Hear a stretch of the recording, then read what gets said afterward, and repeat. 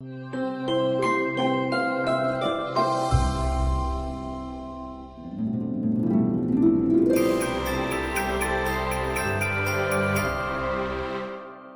안녕하세요. 구약의 김종호 교수입니다. 오늘은 모세오경에 대해서 한번 살펴보는 시간을 갖도록 해볼게요. 전체적으로 모세오경이 어떤 책인가라는 것을 보고 그 다음에 이 창세기가 모세오경 가운데 차지하는 위치가 어느 정도 되는지, 또 그 중요성은 어떠한 건지, 이것에 대해서 한번 살펴보는 그런 시간을 갖도록 하겠습니다. 자, 모세오경이란 말의 뜻은 모세가 쓴 5개의 경전 이렇게 우리가 볼 수가 있겠죠. 그래서 펜타튜크라 그래서 토라, 히브리어로는 모세오경을 토라, 이 율법서라고 이야기를 합니다. 근데 헬라어로는 5개의 두루마리 이렇게 볼 수가 있죠. 사실은 그런데 이 토라라는 이 말의 어원을 분석을 해보면은 그 디렉션, 방향이란 뜻이 있고, 인스트럭션, 교훈이란 뜻도 있고요. 마지막에 이제 율법이란 뜻을 가지고 있습니다. 근데 우리는 모세오경을 율법이라고 그것에 강조해서 생각을 하고 있는데, 이 단어가 가지고 있는 의미에는 어떤 교훈적인 의미도 많이 있다. 자, 왜냐하면 창세기만 하더라도 율법이 하나도 나오고 있지 않습니다. 그리고 출애굽기는 20장에서 한 22장에서 23장 계약법전, 그리고 그 뒤에 이제 성막을 만들어라, 이것을 법으로 본다면은 들어갈 수가 있겠고요. 그리고 레위기는 12장에서 26장까지 성결법전, 그리고 민수기는 중간중간에 약간의 법전들, 신명기도 12장에서 26장까지 신명기 법전. 전체적으로 모세오경을 보면은 이렇게 율법이 돼 있는 부분이 있고 아닌 부분도 있어요. 퍼센테이지를 보면은 한 40%, 30%이 정도가 율법이고 나머지는 이렇게 이야기 형식으로 쓰여져 있는 게 모세오경의 내용입니다. 그래서 이 모세오경 처음에 나오는 창세기, 출애굽기, 레위기, 민수기, 신명기는 어떻게 하나님께서 이 세상을 창조하셨는지, 그리고 특별히 하나님께서 택하신 데라의 아들 아브람, 이삭, 야곱, 요셉과 같은 족장들에게 행하시는 하나님의 주도권, 그리고 그들을 향한 하나님의 계획, 또 그것에 반응하는 일반 백성들의 어떤 모습들에 대한 이야기를 하고 있다고 우리가 볼 수가 있습니다.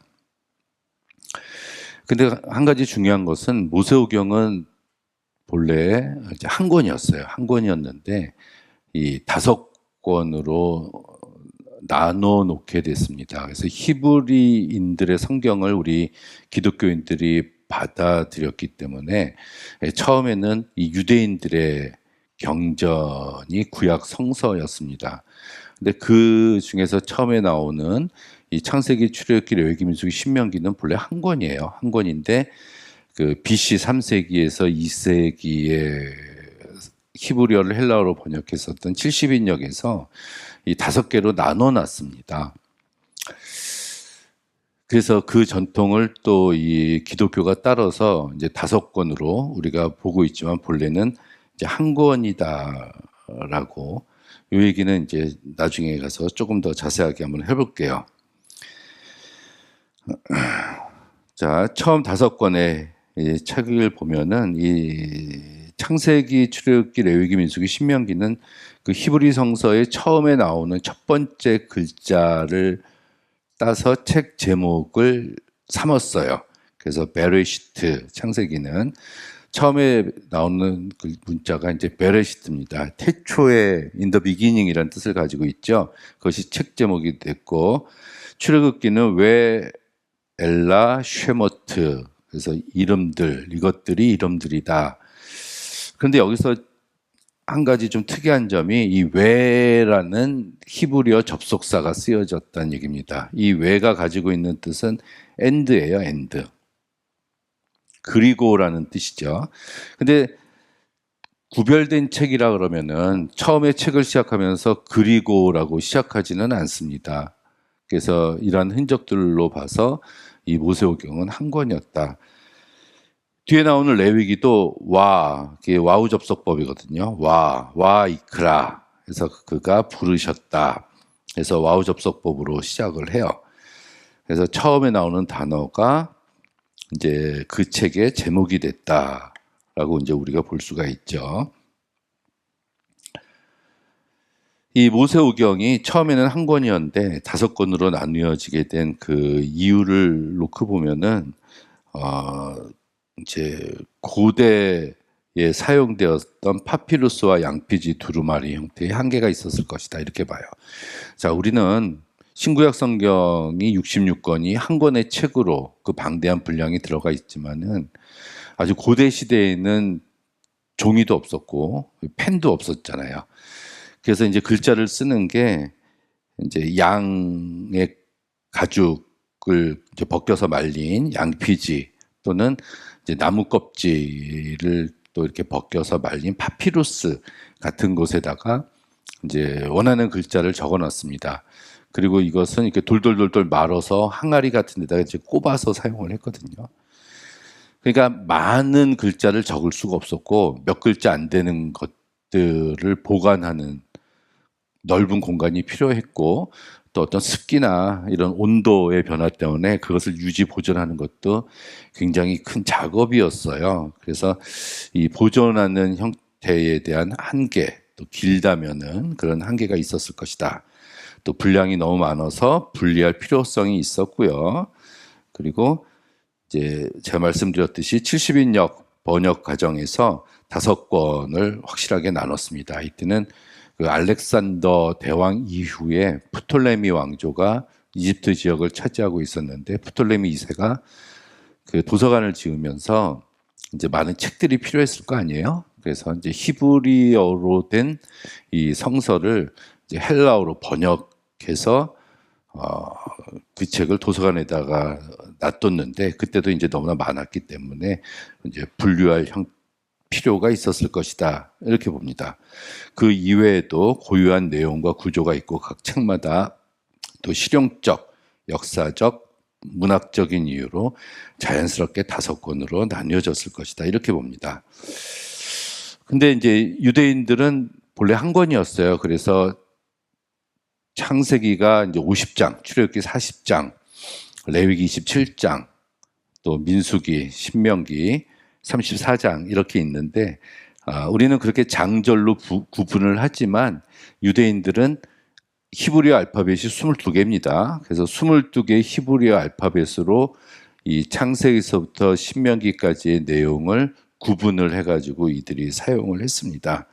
이것만 놓고 봐도 본래 한 권이었다라는 것을 알 수가 있겠죠.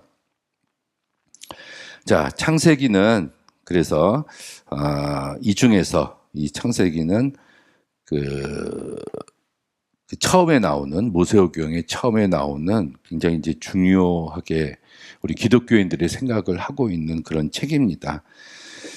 그래서 특별히 창세기 1장 같은 것을 놓고 보면은 이게 굉장히 이게 논쟁의 여지가 많이 되어 왔잖아요. 그래서 이 세상을 어떻게 창조했을까 하나님이 그것에 대해서 우리가 창세기를 놓고 이 창조론을 우리가 공부할 수 있다라고 생각을 하지만 사실은 그렇지 않습니다. 이 창세기는 일단 누가 만들었느냐, 그래서 하나님이 만들었다는 거, 그 왜 만들었느냐, 하나님의 영광을 위해서 만들었다는 거, 이런 것들, 태초에 하나님이 세상을 창조하셨다, 하나님께서는 선하게 창조하셨다, 질서 있게 창조하셨다, 그리고 하나님의 창조의 절정은 인간이다. 이런 메시지를 전하고 있지. 하나님께서 이 세상을 어떻게 창조했을까라는 이 하우의 문제에 대해서는 이 창세기 성서는 침묵을 지키고 있다 이렇게 봐야 됩니다. 이것을 증명하기 위해서 많은 창조론자, 창조학자들이 진화론에 대항해서 많은 이야기들을 하고 있지만 일단 텍스트 자체가 성서 본문 자체가 어떻게 이 세상이 창조됐는가에 대해서 이야기하고 있지 않아요. 그래서 그런 부분을 찾을 수는 없습니다. 그래서 창세기 기록 목적은 아주 태고적에 있었던 일들에 대한 원인론적인 질문들을 대답해주고 이스라엘 백성들의 조상들과 함께 하신 하나님이 이러한 분이시다라는 것을 소개한 책이 바로 창세기다. 우리가 이렇게 봐야 됩니다. 그래서 창세기는 뭐 두 가지 부분으로 나눌 수 있죠. 1장에서 10장, 11장까지를 원역사 이야기, 그리고 12장에서 50장까지를 아브라함, 이삭, 야곱, 요셉으로 대표되는 족장 이야기, 이렇게 두 가지로, 두 부분으로 우리가 분류를 해요. 그래서 창조에 대한 이야기, 죄에 대한 것, 4장에서는 가인과 아벨에 대한 사건, 5장은 세세족보, 6장, 7장, 8장, 9장은 홍수 이야기, 10장에 노아의 족보가 나오고 11장에 바벨탑 사건, 이러면서 이 이야기가 끝나고 12장부터는 이제 족장 이야기로 시작을 합니다. 그래서 창세기를 우리가 두 부분으로 나눌 수가 있어요. 성경을 놓고 볼 때 이 나누게 하는 것이 굉장히 중요하거든요. 그렇게 놓고 볼 때 창세기는 1장에서 11장 하나를 프리히스토리, 그러니까 역사가 있기 전 시대의 이야기라고 해서 원역사 이야기로 구분을 하고요. 그 뒤에 이야기를 족장 이야기 이렇게 하는 게 좋습니다. 자, 이제 창세기 위치를 한번 생각을 해보려고 합니다. 모세오경 5권의 책 중에서 창세기 위치가 어디를 차지할까? 처음에 이제 모세오경이 있겠죠. 제가 모세오경은 한 권의 책이라고 말씀을 드렸는데요. 이 한 권의 책인 이 모세오경, 한 권의 책, 어떤 책을 봐도 그 책에는 주제가 있습니다. 그리고 주인공이 있죠. 특별히 이런 서사적인 문제를 다룬 책에 있어서는. 그럼 우리가 한번 생각을 해볼까요? 창세기, 출애굽기, 레위기, 민수기, 신명기가 한 권의 책이라고 놓고 봤을 때 이 모세오경의 주인공은 누굴까? 하고 이렇게 보면은 그것은 바로 모세라는 것을 알 수가 있습니다. 왜냐하면 출애굽기 1장에서 모세가 탄생하고 신명기 34장에서 모세가 죽어요. 그러니까 창세기라는 긴 서론을 가지고 있는 모세의 일대기가 모세오경이라고 우리가 볼 수가 있는 거죠. 그것이 이제 모세오경입니다. 그렇다면은 모세오경에 있어서 창세기는 모세오경의 서론이에요. 서론. 모세의 이야기를 하기 위한 서론이 창세기라는 거죠. 모세가 주인공이고 모세가 태어나서 이제 활동했었고 모세가 죽게 됐는데 그렇다면 그 모세는 누구냐를 설명하기 위한 게 창세기란 얘기예요. 출애굽기 시작할 때 이스라엘 백성들이 애굽에서 노예 생활을 하고 있었다. 그럼 어떻게 노예 생활을 하고 있었던 거지? 그것을 알기 위해서는 우리가 앞에 창세기를 보면 된다는 거죠. 요셉 시대 때 애굽으로 내려왔어. 요셉은 누구냐? 그 위가 야곱이었고 그 위가 이삭이었고 그 위가 아브라함이었어. 그럼 아브라함은 어떤 사람이야? 하고 봤더니 바로 이 세상을 창조하신 하나님이 택하신 사람이 바로 아브라함이야. 이렇게 이야기가 전개된다는 얘기입니다. 자, 이렇게 놓고 보면은 모세를 주인공으로 한 모세 일대기의 주인공이 창세기란 얘기고요. 서론이 창세기란 얘기고요. 그리고 창세기를 우리가 두 부분으로 나눴잖아요. 연역사 이야기와 족장 이야기를 나눴을 때 그렇다면 1장에서 11장 원역사 이야기는 족장 이야기를 설명하기 위한 또 서론이란 얘기입니다. 자, 여기까지 온 거예요. 처음에 모세오경이었는데 이 모세오경의 서론이 창세기가 됐고 이 창세기의 서론은 또 원역사인 1장에서 11장이 됐다는 얘기입니다. 그렇다면 1장에서 11장까지의 또 서론이 무엇냐라고 얘기해 보면은 바로 그것이 창세기 1장이다. 우리가 이렇게 생각을 해볼 수 있다는 얘기입니다. 자, 그렇다면은 창세기 1장을 우리 그리스도인들은 성경을 처음 접할 때 읽는 부분이었고 또 아주 광대한 이 세상을 창조한 하나님의 모습이 설명되어 있기 때문에 전체 성경 중에서 제일 중요한 부분이 창세기 1장이라고 생각을 하지만 이 모세오경의 한 권이라는 모세오경의 입장에서 보면 창세기 1장은 서론 부분을 차지하고 있는 게 창세기 1장이다. 이런 얘기입니다. 창세기 1장.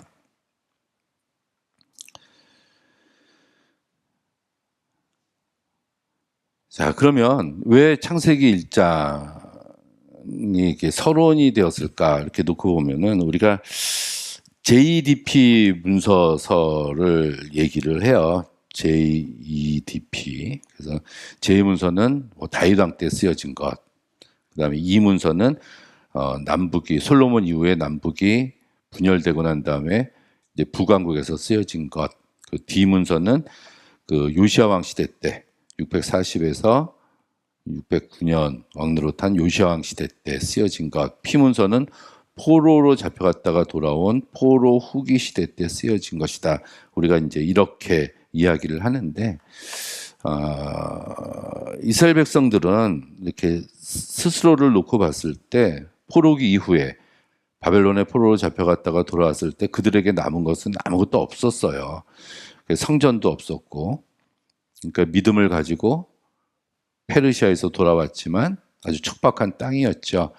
근데 그러면서 자기들의 역사를 이제 되돌아봤다는 얘기입니다. 되돌아보면서 생각을 해보니까 과거에 가장 찬란했었던 시기가 언제였을까를 놓고 봤을 때 그때는 다윗의 시대도 아니고 솔로몬의 시대도 아니고 바로 광야 40년 동안의 광야 시대가 그들에게 있어서 가장 행복했었던 시간이다. 이렇게 생각을 한 거예요. 왜냐하면은 낮에는 구름 기둥, 밤에는 불 기둥으로 하나님의 임재를 항상 느낄 수 있었고요. 만나와 메추라기로 매일매일 하나님께서 먹을 것을 공급해 주셨고, 부자, 가난한 자, 또 높은 자리에 있는 자, 낮은 계급에 있는 자, 이런 차별이 없는 경제적으로 평등한 사회, 정치적으로도 여기 십부장, 백부장들은 팀장 역할이었지 우두머리 역할을 하고 있지는 않았습니다.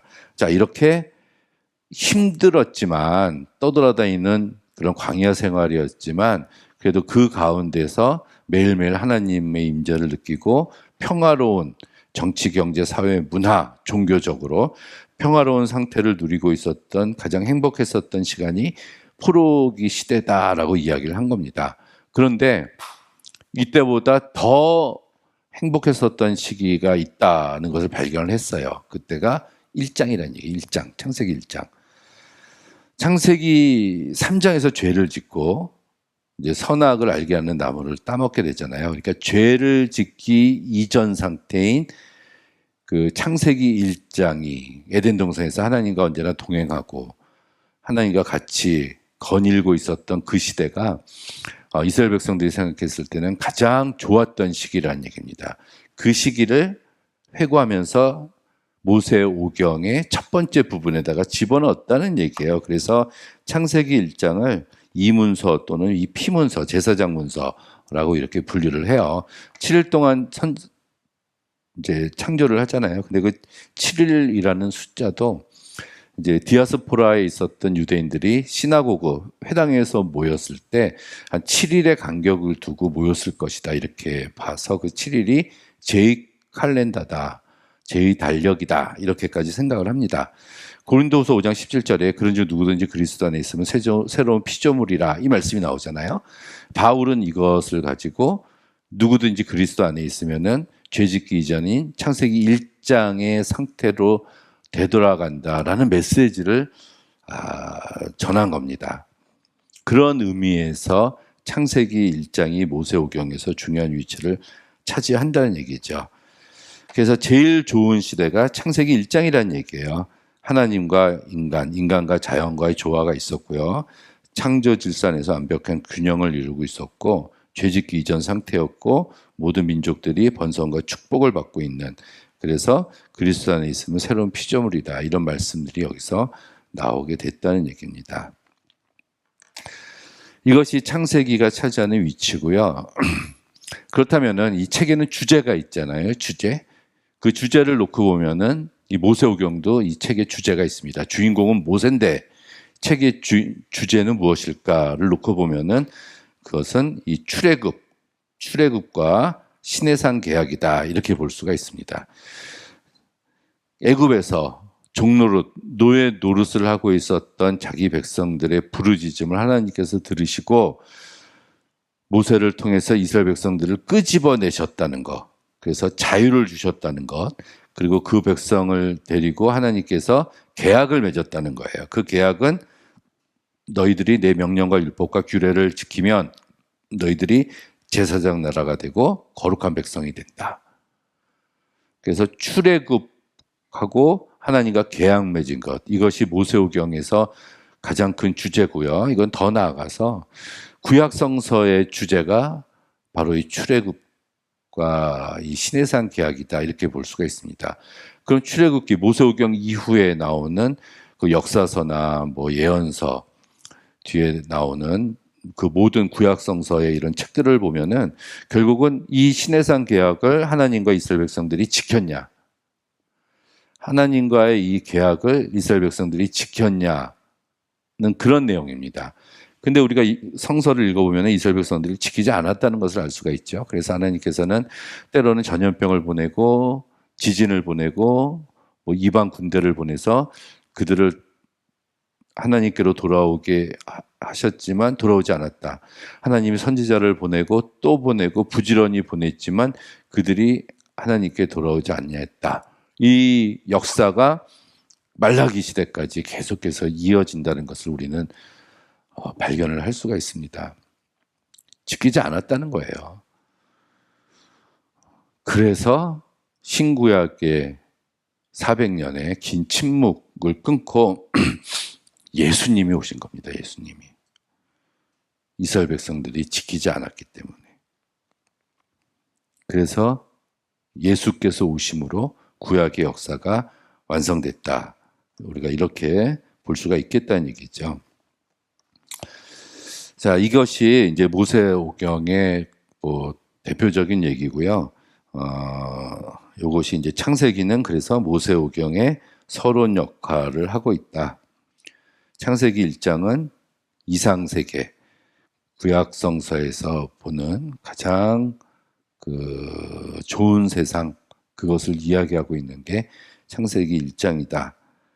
또 포로기 시대의 정체성과 희망의 메시지로 이 모세오경을 재해석하고 있다는 거. 주인공은 모세다. 모세 이야기가 근본 토대를 마련하고 있다는 것. 그리고 창세기 1장은 언젠가 또 회복될 창조의 최종적인 형태, 청사진을 가지고 있는 것이다. 우리가 이렇게 모세오경을 일단 정리를 해볼 수가 있습니다. 자세한 내용은 제 책이 있어요. 삶의 자리에서 바라보는 창세기. 이 책을 통해서 창세기를 조금 더 살펴볼 수가 있습니다. 자, 오늘 여기까지 하도록 하겠습니다.